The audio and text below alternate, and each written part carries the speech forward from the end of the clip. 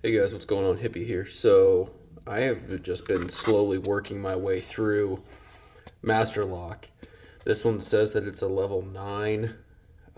First time having one of these disc locks. So let's just go ahead and see what kind of damage we can do.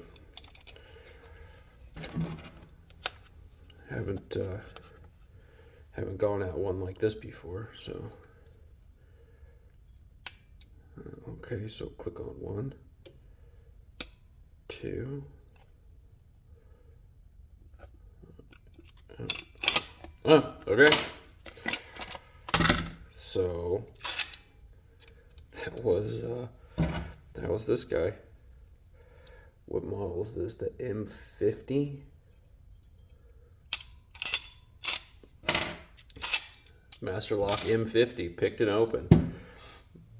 I will say that what I've noticed with Master Lock is the higher the security level, the less single pin resistant it is. This is the Master Lock number 3, pretty low, and this is really susceptible to raking. But with these guys, this one is like a level 9. This one was a level 9. This one I think was a level 8.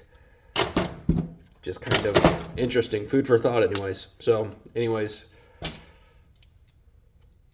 let's just do it one more time.